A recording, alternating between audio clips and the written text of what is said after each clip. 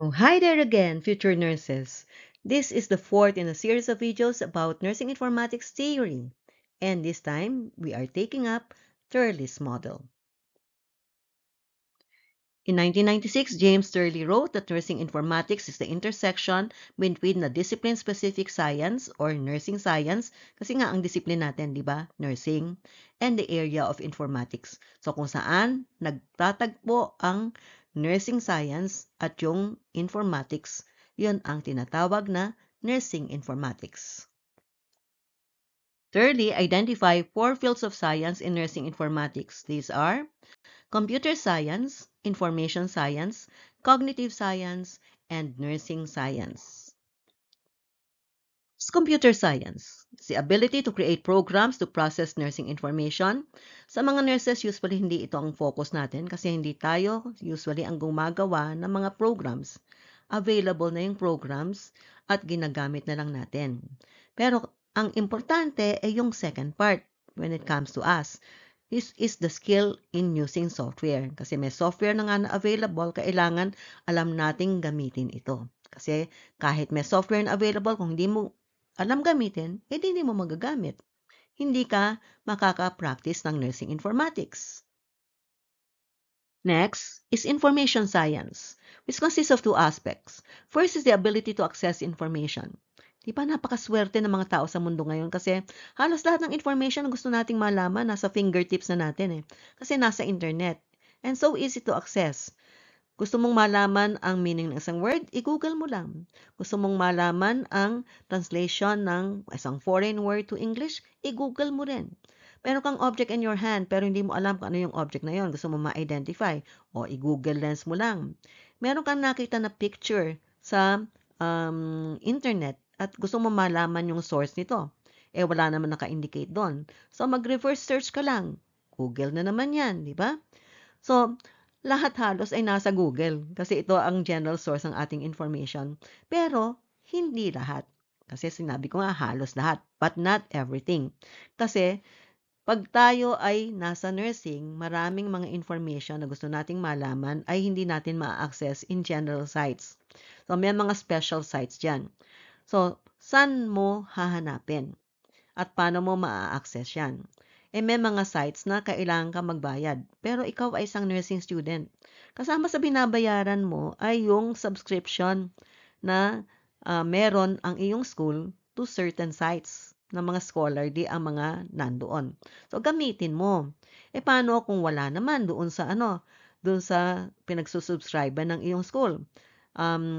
At meron pero kailangan ka magbayad. So, kailangan gamitin mo din ang utak mo.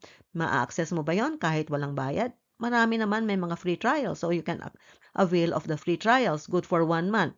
Tapos yung 1 month, mag-access ka na mag-access para matapos na ang trabaho mo at hindi ka na kailangan magbayad sa susunod na month, di ba? Diskarte lang naman yan eh. Kailangan lang may access ka do sa information. Kasi kahit may information, kung hindi mo naaabot yung information na yon, then it's as good as that information does not exist. Next is the ability to evaluate the quality of information and applicability. So, meron ka ng information, pero tama ba itong information na to? Truthful ba yan? Factual ba? Ano ang level ng information na meron ka? Kasi baka pang general public lang din. As a nursing student, mas higher level na ang kailangan mo pag medical information or nursing information ang pinag-uusapan, hindi na yung kagaya ng satisfactory para sa public consumption. So, kailangan meron kang ability na tingnan mo itong information na to. Tapos, isipin mo, tama ba to? Factual ba to? Enough na ba itong information na to? Applicable ba to for the situation that I have in mind? Bago mo actually gamitin yung information na yan. Next component is cognitive science, which consists of first critical thinking, which is the process of analyzing and evaluating information at ang purpose nito is for you to be able to make a judgment. So, analysis and evaluation ang kailangan dyan. So, hindi basta-basta tinatanggap kung ano ang nandoon na information kasi titingnan mo kung yan ba ay katanggap-tanggap, yan ba ay totoo, yan ba ay applicable, yan ba ay tama. Okay? Next is decision making na dahil nag-analyze at nag-evaluate ka na, ay pwede ka nang mag-decide kung ano ang iyong pipiliin. So you choose an object, a belief, or an action based on what you think is more favorable, what is more superior compared to the other options. And then the last one is problem solving, which is a complex function which requires critical thinking and decision making in order for you to identify and fix a problem. And then, of course, saan ina-apply itong mga aspects na to, itong mga sciences na to, ina-apply yan sa isang nursing situation, kaya involved dito ang nursing science, which deals with the application of nursing and related services. So, for example, sa nursing practice, yung pag-aalaga ng pasyente, or pwedeng sa nursing administration, yung pagmamanage ng ward, yung pagmamanage ng organization sa hospital. Or pwedeng nursing education, yung pagtuturo, yung pag-develop ng curriculum. Nursing pa rin yan.